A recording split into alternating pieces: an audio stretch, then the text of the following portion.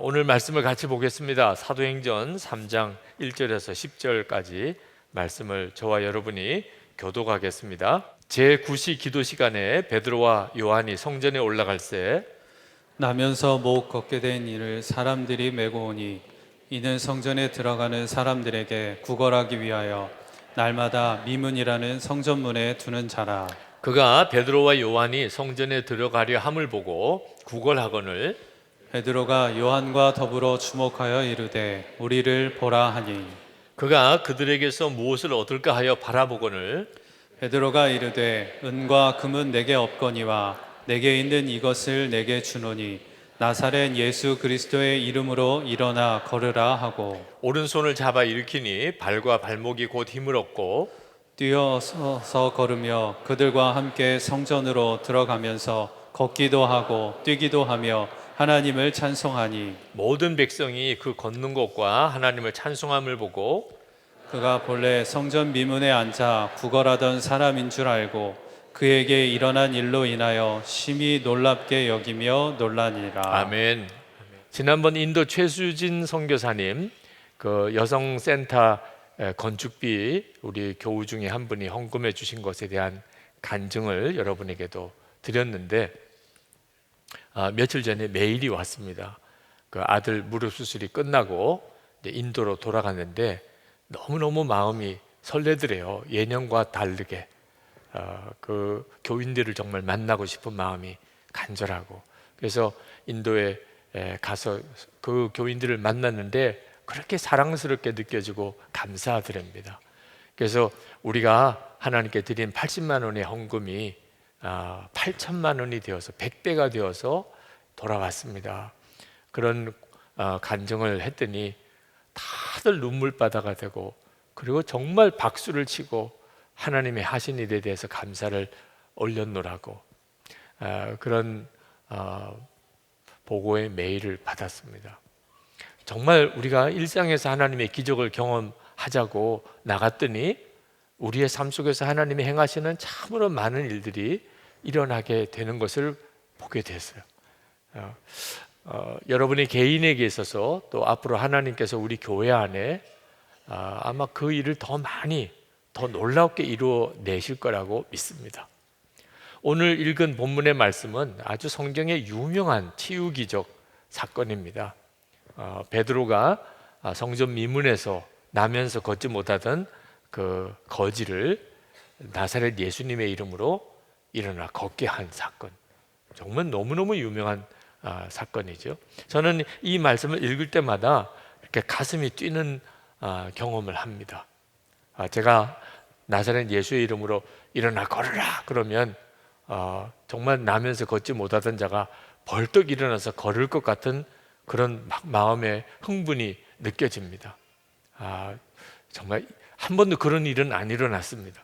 한 번도 그런 일은 안 일어났지만 하나님이 정말 그런 일을 하실 거라고 하는 그런 마음의 흥분이 여전히 계속해서 있습니다. 그래서 하나님께서 왜 이런 마음을 계속 나에게 주시나 라고 이렇게 생각을 하면서 목회를 합니다. 그 말은 상대적으로는 좌절감도 있다는 거죠. 왜 안 될까? 왜 지금은 안 될까? 하는 그런 마음의 안타까움도 솔직히 있습니다. 근데 깨우쳐 주신 것은 하나님이 왜 성경에는 이렇게 놀라운 일들이 일어나는데 실제로 내 삶에서는 그런 일이 잘 일어나지 않는가? 초점이 어떤 기적에 있기 때문이라는 거예요. 이 사도행전 3장에 나면서 걷지 못하던 자가 예수의 이름으로 일어난 이 기적 사건의 초점은 기적이 아니라는 거예요. 그걸 깨우치기까지가 시간이 많이 걸렸어요. 제 마음속에 계속 기적에 대한 생각이 너무 강하니까 오히려 이런 역사를 경험하지 못하게 된 거죠. 그러면 오늘 이 기사의 초점은 뭐죠? 예수님이셨어요. 그 점을 너무 늦게 깨달은 겁니다. 오늘 본문 말씀에 보면 베드로가 성전 미문에 성령을 받고 성령 마가다락방에서 성령을 받은 후에 그리고 성전 미문에 들어가다가 나면서 걷지 못하던 자가 구걸하는 것을 보았는데 이 사람은 늘 그 자리에 있었던 사람입니다. 그날 베드로가 처음 본 게 아니고 그 전날에도 성전에 들어가서 하나님 앞에 이제 기도할 때 늘 그 거지를 보던 사람이에요. 근데 그날은 아주 유별난 느낌이 든 겁니다. 늘 보던 그 사람이지만 그날은 마음에 계신 주님께서 그 사람에게 역사하실 거라는 마음이 든 거예요. 그건 참 신비한 경험이죠. 주님이 뭔가를 하실 거라고 하는 믿음이 생긴 겁니다. 제가 일상의 기적을 체험하자 이 말씀으로 우리 금요일마다 기도하겠습니다. 그런 마음이 든 것도 사실 그렇게 마음이 뭔지 거역할 수 없는 하나님의 어떤 계획을 느낀 거예요. 베드로가 그런 느낌을 받았어요. 그래서 그 거지에게 다가가게 된 겁니다. 늘 보던 사람이지만 그날은 유별난 느낌을 받은 거죠. 베드로가 그 사람을 내가 일으켜야 되겠다 이런 생각을 하고 다가간 게 아닙니다. 만약에 그랬다면 사람들이 베드로에게 와서 주목해서 베드로에게 왔을 때 베드로가 왜 나를 주목하십니까? 이렇게 말을 안 했을 거예요. 자기가 그 사람을 기적으로 일으키려고 생각했었다면 일어났고 사람들이 자기를 주목하면 기분이 좋았겠죠. 근데 베드로는 사람들이 자기에게 왔을 때 왜 우리를 주목하느냐 12절 말씀에 베드로는 기가 막혔어요. 왜 나를 주목하세요? 아니 세상에 어떻게 나를 주목하세요? 사람들은 베드로가 일으켰으니까 베드로를 주목할 수밖에 없지요. 베드로는 정말 그게 이해가 안 되는 거죠. 왜냐하면 당신 안에 계신 예수님, 베드로 안에 계신 예수님께서 그날 그 사람에게 역사하시려고 하는 것을 확 마음에 깨닫고 나사렛 예수의 이름으로 걸으라. 나사렛 예수의 이름으로 걸으라는 말은 내가 일으키는 게 아니다. 내가 지금 너를 일으키는 게 아니야. 내 안에 계신 예수님께서 너를 일으키시는 거야. 그 말인 거죠. 베드로가 16절에 보면 사람들에게 예수로 말미암아 난 믿음이 너희 모든 사람 앞에서 이같이 완전히 낫게 하였느니라. 베드로가 정말 말하고 싶은 것은 예수 그리스도로 인하여 생긴 믿음이라는 거예요. 내 안에 계신 예수님께서 하시려고 하시는 그 일 때문에 일어난 일이라. 그러니 우리가 주목해야 될 것은 일어난 그 사람도 아니고 일으킨 나도 아니고 이 모든 일을 행하신 예수님이시라는 거예요. 기적에다가 초점을 맞추니까 오히려 기적이 전혀 안 일어나요. 예수님에게 초점을 맞추니까 너무나 놀라운 일들이 많이 일어나는 겁니다. 제가 참 어리석었죠. 이렇게 나면서 걷지 못하던 자를 일으키는 기적을 나도 좀 했으면 좋겠다. 나를 통해서도 그런 역사가 일어나면 좋겠다. 이런 생각을 했었으니까. 저는 주님이 얼마든지 그런 일을 하실 수 있다고 저는 믿지만 사실 그거는 막 소원을 가질 만한 문제는 아니에요. 믿음은 가지지만 그걸 막 소원을 가지면 만약에 실제로 그런 일이 일어나면 제 삶은 아마 전혀 다른 삶이 될 거예요. 저는 뭐 거의 병원을 차려야 될 겁니다. 네. 나면서 걷지 못하던 자들이 일어났다. 그러면 오늘 밤에 저 거의 밤에 잠 못 잘 거예요.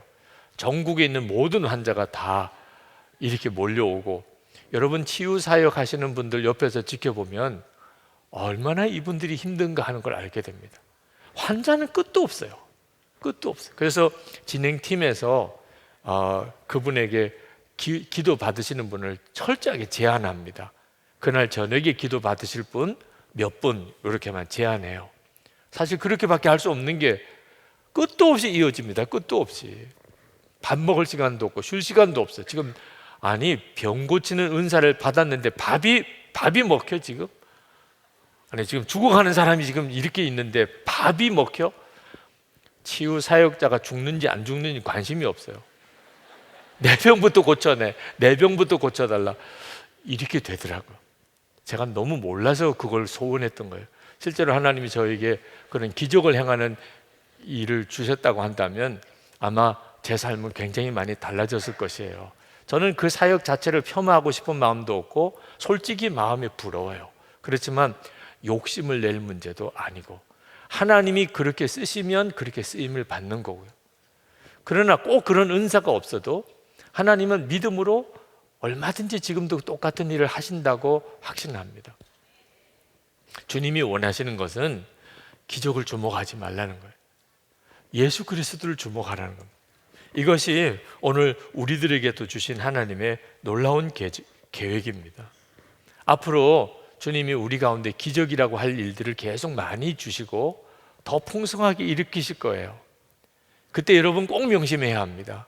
기적에 초점을 맞추면 타락의 길로 갑니다. 기적에 초점을 맞춘 어떤 교회든지 어떤 사역자든지 마지막에 안 좋아요. 미혹이 들어오기 시작합니다. 마귀도 그것 가지고 장난치는 데는 선수예요. 타 종교에도 기적이 일어나는 사례가 많이 있습니다. 귀신도 병을 고치니까 귀신에게 가서 굿도 하고 하는 거예요. 정말 중요한 것은 예수 그리스도세요. 그래야 우리에게 육신보다도 더 귀한 영혼에 대해서도 알게 하고 우리가 진짜 필요한 정말 영생을 얻게 되는 길로 가는 거죠.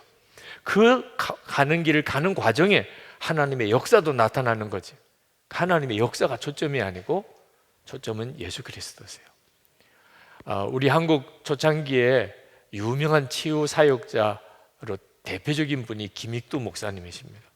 그분은 굉장히 많은 병든 자들을 고치셨어요. 통계에 의하면 한 2만여 명의 난치병 환자들이 김익두 목사님의 집회 때 안수기도 받고 고침을 받았다 하는 기록이 있습니다.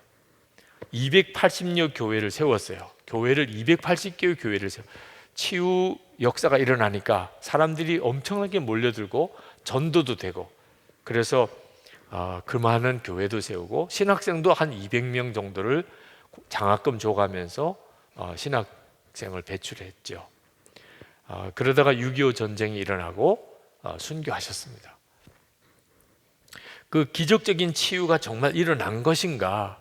그때는 정말 그랬는데 지나고 나면 또 사람들이 의심이 돼요. 그게 진짜 기적이었을까? 그래서 임택진 목사님이라고 총회장까지 지내신 분입니다. 이분이 책을 쓰셨어요. 임택권 목사님 1921년에 조선 예수교회 이적 명중이라고 하는 제목의 책을 썼습니다. 이 임택권 목사님이 굉장히 지성적인 분이십니다. 또 교단장도 하시고 그분이 그 김익두 목사님의 기적 사례를 정확하게 찾아서 이것이 진짜 기적이었다 그런 기록을 그분이 남기시기도 했었습니다. 초대교회, 우리 한국교회 초대교회 당시 때는 병든 자가 고침을 받는 것이 곧 구원과도 같은 의미로 받아들여졌어요. 실제로 그때는 병든 자가 고침을 받으면 하나님 정말 살아계시구나, 예수 믿으면 정말 구원받는구나 그렇게 받아들였어요. 왜냐하면 요즘과 같이 성경적인 믿음의 기반이 약했기 때문에 기적이 차지하는 의미는 굉장히 컸어요. 근데 요즘에는 꼭 기적이 아니라도 예수님이 우리의 구주시구나 하는 복음을 받아들이고 믿고 구원받는 일이 우리에게는 더 자연스러워요. 꼭 기적이 일어나야만 복음을 받아들이는 게 아니죠. 근데 초대교회 때는 달랐어요. 어느 선교 초창기인 나라도 똑같은 일이 일어납니다. 그래서 거기에는 기적이 많이 일어나기도 하죠. 그런데 김익두 목사님이 처음에 이 치유 역사를 일으키실 때 그에게도 고비가 있었습니다. 그 김익두 목사님의 치유 역사가 일어난 계기가 된 성경이 오늘 읽은 사도행전 3장 이 본문이에요. 어느 날 그가 길을 가다가 나면서 걷지 못하던 사람이 거지로 구걸하는 걸 보았습니다. 그때 김익두 목사님 마음에 이 사도행전 3장에 성전 미문에 나면서 걷지 못하던 거지 생각이 났어요. 그때 베드로가 나사렛 예수의 이름으로 일어나 걸으라 그래서 그 사람이 걸었지. 그때 김익두 목사님 마음에 막 가슴이 흥분이 되기 시작했어요. 내가 이걸 믿어야지. 이게 믿음이지. 하나님의 말씀을 믿어야지. 그래서 그 거지에게 가서 나를 보라고 그랬더니 이렇게 쳐다봐요. 그래서 나에게 업히라.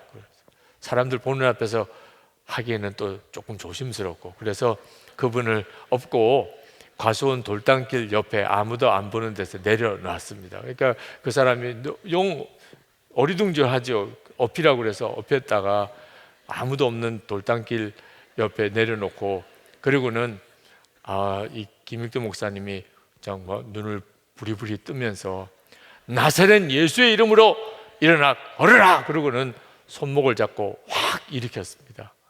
죽겠다고 난리가 났어요. 네. 살려달라. 그분들은 얼마나 무서웠겠어요.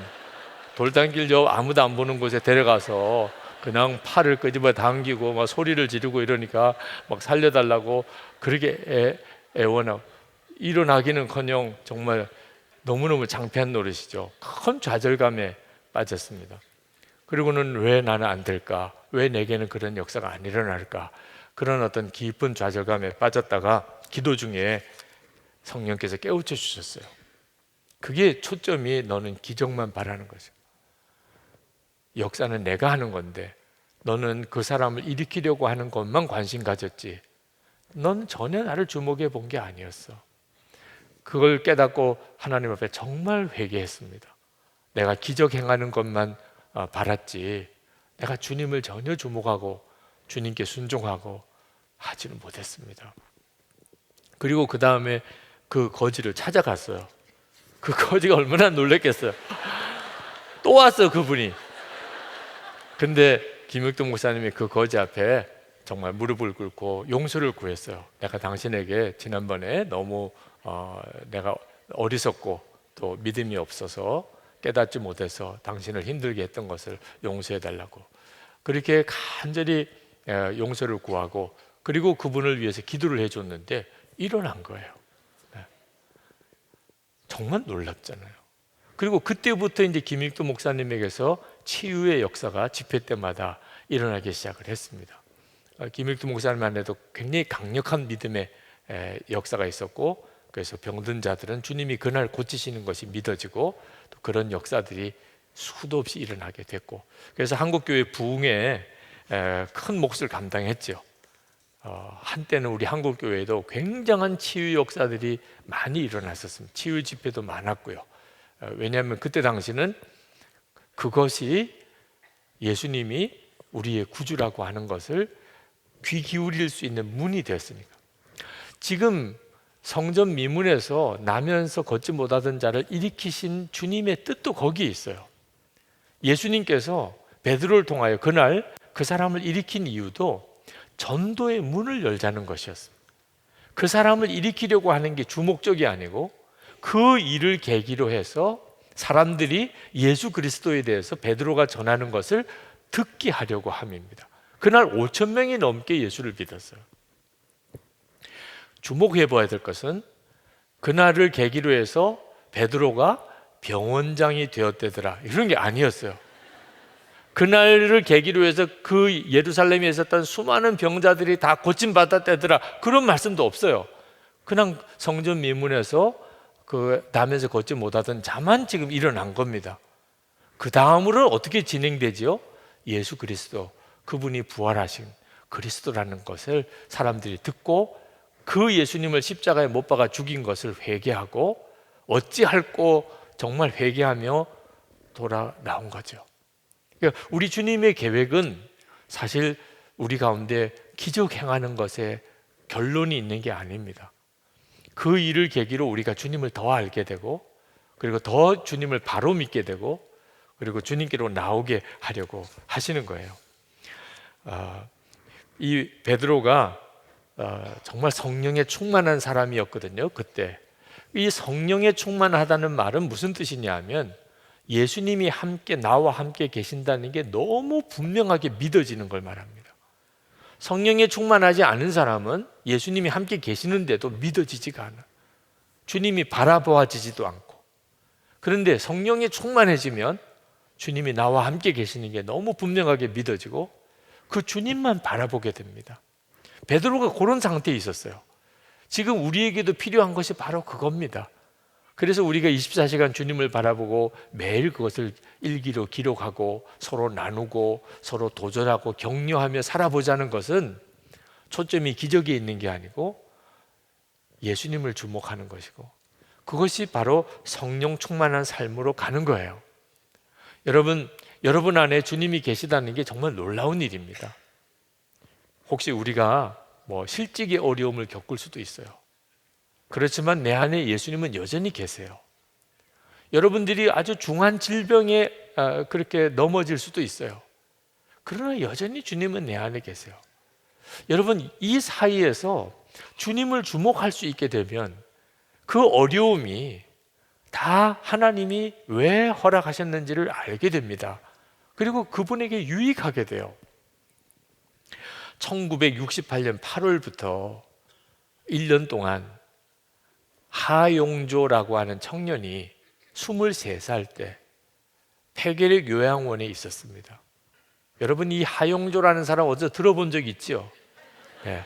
온누리교회 담임 목사님이셨던 하용조 목사님이 23살 청년 때 1968년 폐결핵을 심하게 앓고 폐결핵 요양원에 가서 1년을 지내야 됐습니다. 사실 23살 청년이 폐결핵 요양원 생활을 하면 무슨 미래가 있겠습니까? 그죠? 정말 죽지 않으면 다행일 정도죠. 아무것도 할 수 없었어요.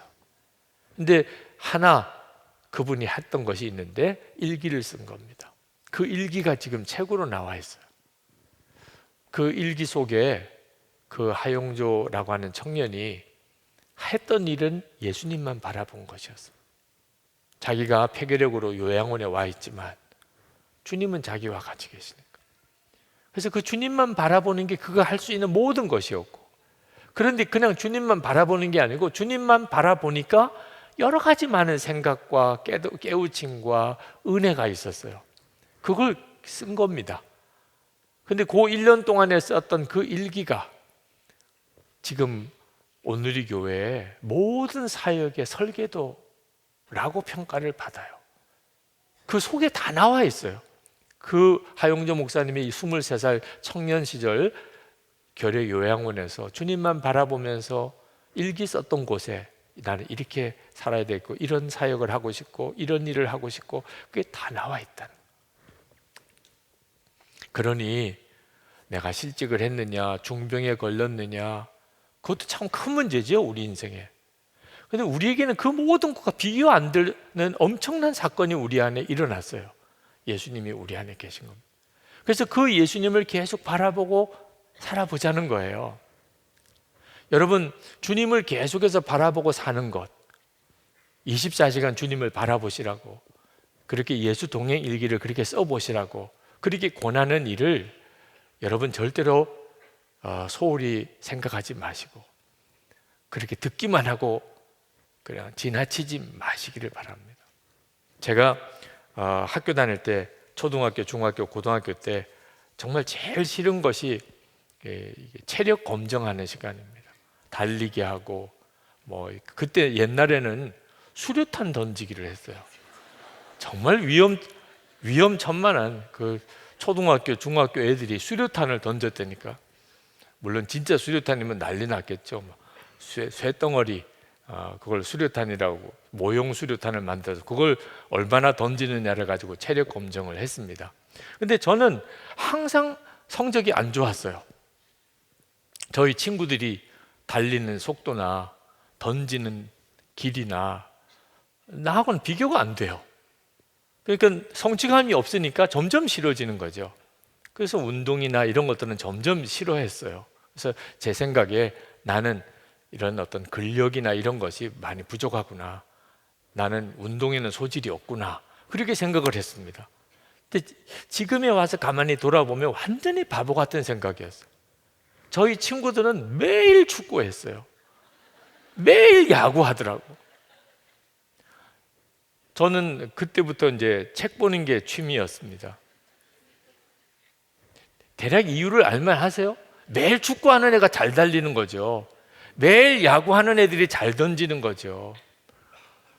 그걸 몰랐던 거예요. 그때 나도 꾸준히 매일 조금이라도 달리기 연습을 계속 했고 매일이라도 하다못해 돌멩이라도 던지는 연습을 했었다면 아마 제가 그렇게는 안 됐을 거예요. 요즘에도 이렇게 운동을 해보니까 운동은 하면 할수록 자꾸 근력이 늘어나고 또 횟수도 늘어나더라고요. 여러분, 이 육신의 근력도 그 정도면 영적으로는 더 말할 것도 없어요. 매일 주님과 동행하는 삶을 살아가는 것. 이것이 실제로 안 되니까 주님이 막연하게 믿어지는 겁니다. 주님과 동행하는 삶이 눈이 뜨이는 사람은 그렇게 주님이 나와 함께 계신 것을 믿고 그렇게 주님과 동행하려고 매일 꾸준히 살아봤기 때문에 그렇게 되는 거예요.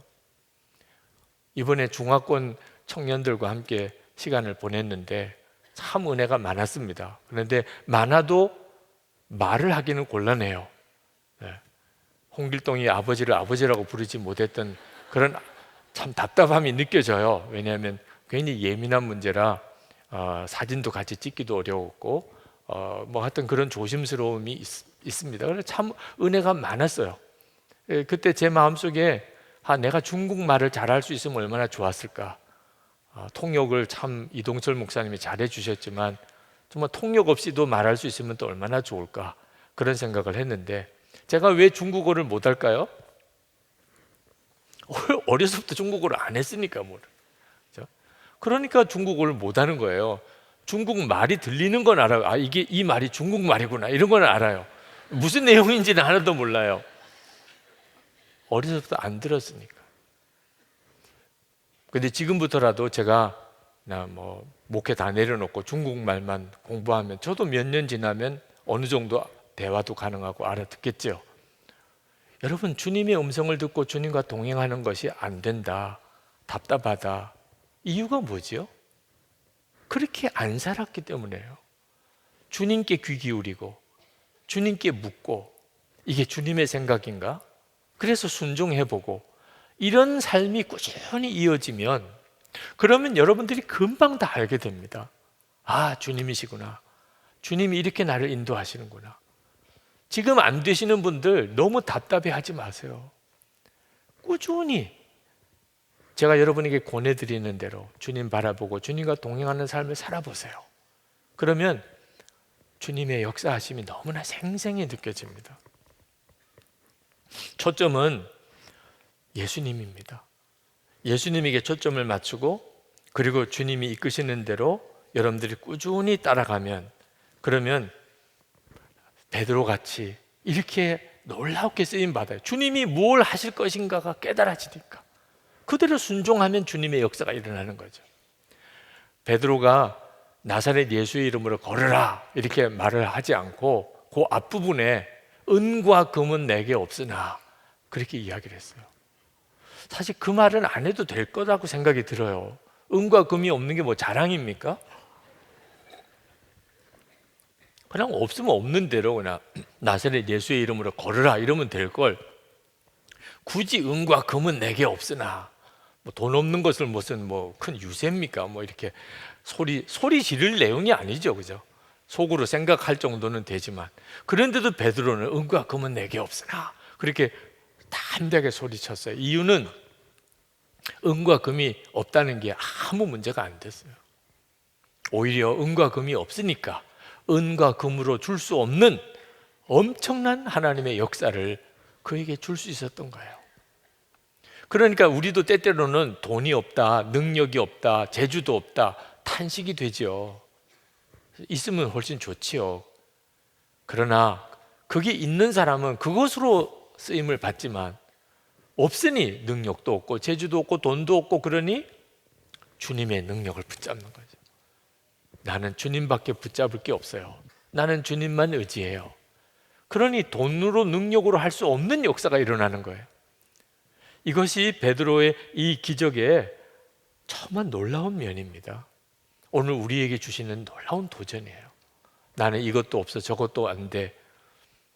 주님이 안 계시다면 없는 것이 좋을 리는 없지요. 근데 주님이 나와 함께 계시다면 내게 없는 것은 차라리 내게 유익해요. 내가 쓸데없이 그런 것 의지하지 않게 됐으니까 나는 바로 그냥 주님만 의지해요. 베드로였어요. 은과 금은 내게 없거니와 내게 있는 것으로 내게 주노니. 예수님이 나와 함께 계시는 게 너무 분명했으니까. 그러니까 그런 기적이 일어난 겁니다. 그러니 여러분에게 있어서 무엇이 중요해요? 주님 돈 더 주세요, 뭐 내가 하고 싶은 일 더 잘 되게 해주세요. 그것보다 진짜 중요한 것은 예수님 당신입니다.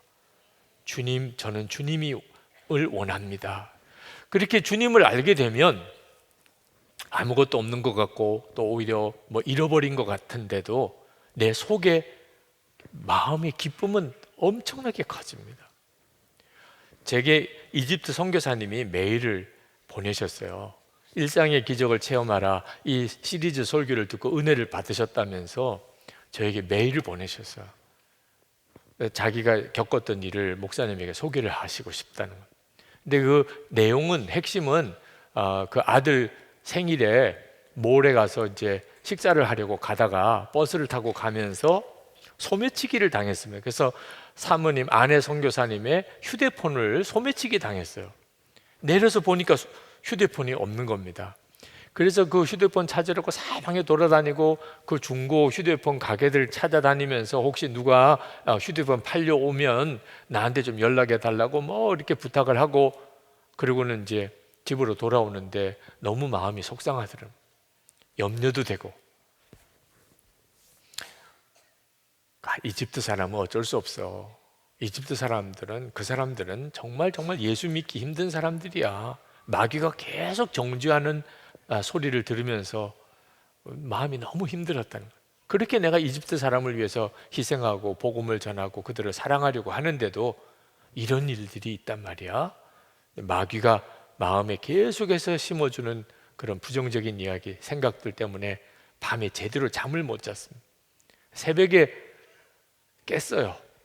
너무 마음에 염려도 되고 그 휴대폰 잃어버린 것 때문에 속상하고. 그래서 기도를 해야 되겠다. 그래서 일어나셨는데 기도하기 전에 제 페이스북 컬럼을 매일 읽으신다고 그래요. 그래서 제 컬럼을 받아봤더니 염려에서 벗어나는 길, 그렇게 제목이 뜨더래요.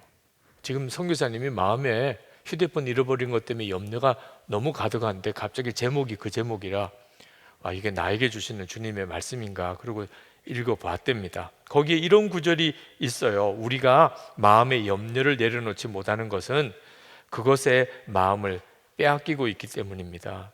그래서 염려를 내려놓으려고 애를 쓸수록 더 염려하게 되는 것입니다.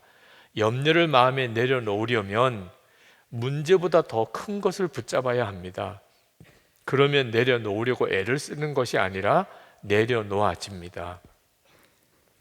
휴대폰 잃어버리고 그 잃어버린 휴대폰만 바라보고 있는 선교사님의 마음이 찔림을 받았다는 거예요. 왜 내가 예수님을 바라보지 않고 잃어버린 휴대폰만 생각하고 있나. 그래서 그 시간에 마음을 바꾸어서 정말 주님을 바라보면서 기도가 확 달라지는 게, 그 휴대폰 소매치기에 간 그 이집트 사람을 위한 기도가 나오는 거예요. 그 사람이 정말 회개하고 돌이킬 수 있게 해달라. 그 사람의 영혼도 구원해달라. 그런 기도가 나오는 거예요. 휴대폰을 훔쳐간 이집트 사람을 위해서. 주님의 뜻이라면 휴대폰 돌려주시고, 만약에 그렇지 않더라도 제 아내에게 더 좋은 것을 주실 줄 믿습니다. 저와 제 아내는 계속해서 이집트 사람들을 사랑하고 축복하고 용서할 것입니다. 그렇게 기도가 되더라는 거예요. 그 내용을 쭉 저에게 쓰셨어요. 그러면서 이제 그 선교사님이 담대하게 이렇게 선언하셨습니다. 주님은 선하십니다. 저희가 2017년 12월 터키에서 추방 명령을 받았을 때도 주님은 선하십니다. 저희 딸이 4번째 생일 선물로 받은 자전거를 타다가 높은 곳에서 떨어져서 팔에 뼈가 탈구되었을 때도 주님은 선하십니다. 제 아내의 휴대폰을 훔치기 당했을 때도 주님은 선하십니다. 저의 모든 상황과 환경에서 주님은 선하십니다. 이집트에서 삶을 시작했던 2010년 4월 2일부터 지금까지 항상 선하십니다. 그리고 앞으로 영원히 주님은 선하실 것입니다. 감사합니다. 그러면서 저에게 24시간 이렇게 예수님을 이 이집트 땅에서도 바라보게 해주어서 감사하다. 일상의 모든 삶이 주님의 숨결이고 기적임을 믿기에 늘 주님께 초점을 맞추면서 살려고 합니다. 이 간증을 나누고 싶어서 초면에 신뢰를 무릅쓰고 목사님께 메일을 드렸습니다. 원하시면 설교에 쓰셔도 됩니다. 그래서 제가 여러분에게 소개해 드리는 거예요. 설교에 쓰셔도 됩니다. 설교에 쓰라고 하시는 건가 보다 이렇게 생각이 들어서 제가 그 선교사님이 휴대폰 잃어버리신 거예요. 사실 아무도 아직도 해결된 거 없어요. 그런데 그 선교사님의 마음은 엄청난 은혜로 바뀌었어요. 이건 정말 기적이죠. 초점을 예수님에게 맞추면 꼭 어떤 역사가 일어나야 내 마음이 기쁨이 오고 그리고 확신이 생기는 게 아닙니다. 이 자리에서 2009년인가요? 10년인가 그 곱추였던 어려서 마당에 그 누나가 이렇게 업고 가다가 떨어뜨려서 그 허리를 다치고 그리고 곱추가 되었던 50여 년 동안이나 곱추로 지냈던 백기현 교수님이라는 분이 오셔서 간증을 했었습니다. 그 곱추에서 고침을 받은 간증을 하셨어요. 키는 아주 자그마했습니다. 50년을 곱추로 살았으니까. 그래서 요 강단에 밑에 단을 2개 올려놓고 그 위에 올라오셔서 이제 간증을 하셨어요. 참 놀라웠어요. 야, 우리 눈으로 보니까 정말 놀라웠어요.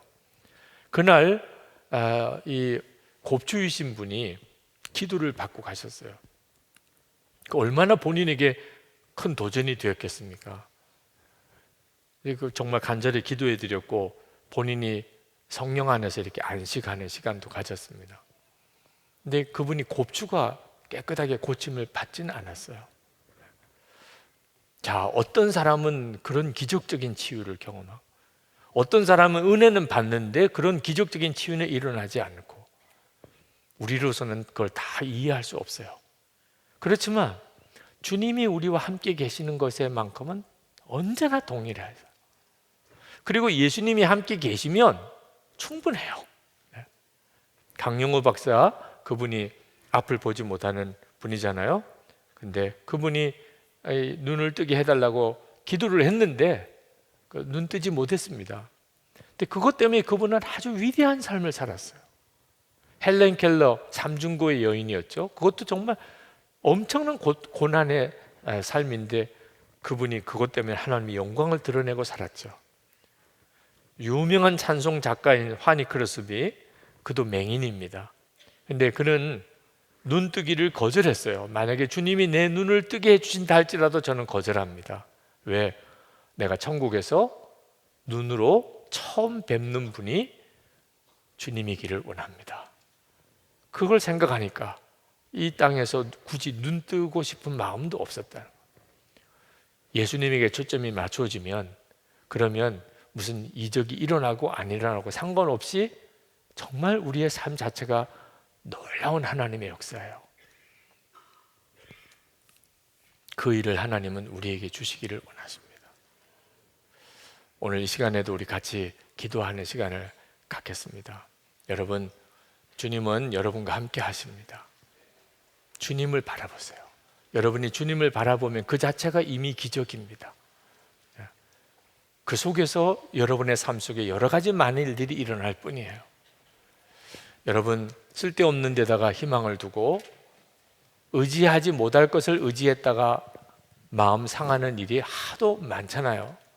이제는 진짜 주님께 그분을 더 아는 데다 정말 초점을 맞추시기 바랍니다. 주님이 뭘 원하시는지 깨닫는 것이 점점 더 여러분 깊어지기를 원합니다.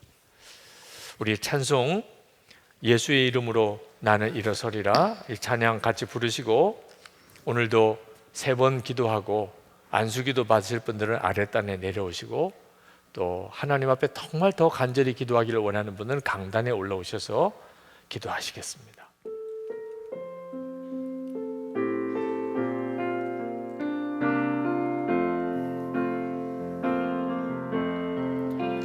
예수의 이름으로 나는 일어서리라. 주가 주신 능력으로 나는 일어서리라. 원수가 날 향해 와도 쓰러지지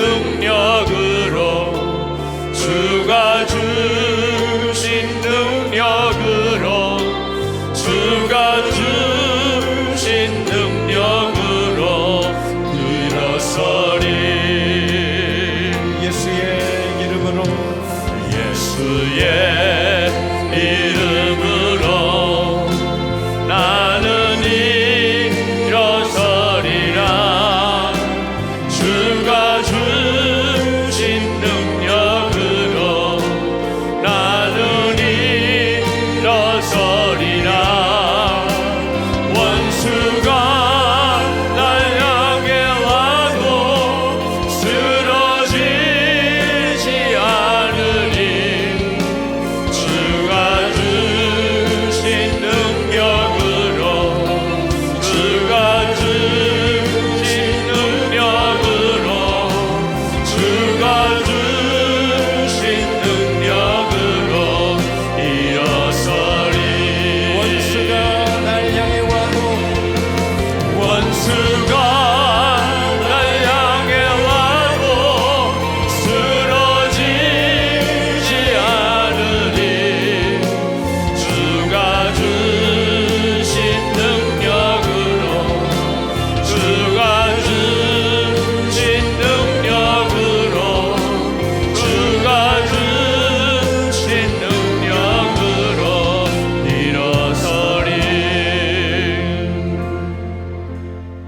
우리가 먼저 기도하실 것, 하나님, 제가 이제는 더 이상 나는 돈이 없어서 불행하다, 나는 돈이 없어서 못한다, 나는 배우지 못해서 못한다,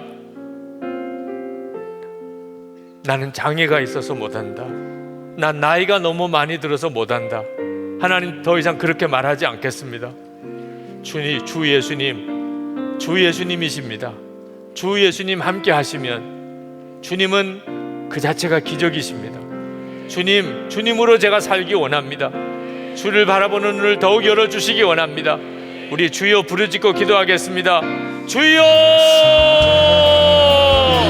은혜와 사랑이 많으신 놀라우신 하나님의 놀라운 하나님의 은혜를 하나님 찬양합니다. 아버지 하나님, 그 은혜를 도와주시지 하나님의 놀라운 능력으로 도와주시기를 원합니다. 사랑과 은혜가 충만하신 아버지 하나님, 우리도 하나님 저들의 마음가짐을 주장해 주옵소서. 하나님 돈 없이 배우지 못한 하나님 능력이 없는 것, 하나님 주여, 아버지 나이가 많이 들었습니다. 하나님 하나님 이것을 고백합니다. 하나님 나의 하나님 주님만이면 충분합니다. 주 예수님이면 충분합니다. 주 예수님으로 하는 것입니다. 주 예수님 은혜 위에 은혜를 도와주시고 주 예수님 은혜 위에 은혜를 주 예수님 은혜 위에 은혜를 역사하시고 우리를 온전히 사로잡으시고 하나님 온전히 인도하시고 하나님 온전히 주관하시고 주신 은혜로도 역사해 주시고 사모합니다. 하나님 갈망합니다. 주님 도와주시기 원합니다. 역사하시기 원합니다. 주님 주관하시기 원합니다. 충만하시기 원합니다. 놀라우신 하나님, 놀라우신 주님 알게 하시고 하나님 주관해서 하나님 주관해서 주님 주관해서 주님 감사합니다. 이 시간에 주님 앞에 기도하실 것은 주여, 주님이 무엇을 행하실지를 내가 알게 되기를 원합니다. 베드로에게 주님이 그렇게 깨닫게 하신 것처럼 저도 제 삶 속에서 주님이 행하시는 일들을 보게 되기 원합니다. 주님 듣게 하시고 눈을 열어 주옵소서. 그렇게 주님과 온전히 동행하며 살게 해 주옵소서. 명절에 일가 친척들을 만나는 곳에서 하나님 주님이 함께 하심을 경험하게 해 주옵소서. 우리 주여 부르짖고 기도하겠습니다. 주여! 할렐루야. 하나님 놀라운 주님의 하나님의 역사를 찬양한 하나님의 은혜를 찬양한 놀라운 하나님의 은혜를 보여주시기 원합니다. 하나님의 일을 우리가 보여주시기 원합니다. 하나님의 역사를 우리에게 체험하게 되기 원합니다. 놀라운 놀라운 하나님의 일을 수수하는 하나님의 일을 축복한 주님의 행하시는 주님의 행하시는 주님의 역사하시는 축복한 아버지 하나님 주님께로 돌아간 하나님 주님께로 돌아간 주님의 일을 주님의 말씀을 위해서 나아가 하나님의 행하신 일을 위해서 나아가소서. 놀라운 나의 놀라운 나의 하나님 나의 주님 구원해 주소서. 하나님 구원해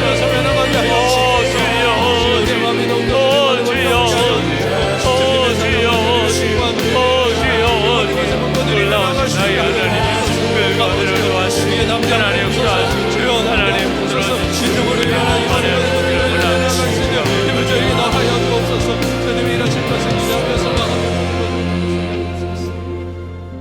이제 우리 마지막으로 기도할 때 은과 금은 내게 없으나 나사렛 예수의 이름으로 일어나 걸으라. 주님, 이 말씀이 제 삶 속에 그대로 이루어지게 해 주옵소서. 오늘 제 10년 가운데 일어나게 하소서. 하나님 앞에 달려나가 기도할 때 주 예수의 이름으로 걸으라 말씀하시는 주의 말씀이 내 가슴에 하나님 박히게 하소서. 내 인생 가운데 이 말씀이 이루어지게 하소서. 우리의 가정 안에 우리의 삶의 모든 영역에서 은과 금은 내게 없으나 주 예수의 이름으로 일어나 걸으라 말씀하면 그 역사가 일어나게 하여 주시옵소서. 우리 주여 3번 부르짖고 기도하겠습니다. 주여!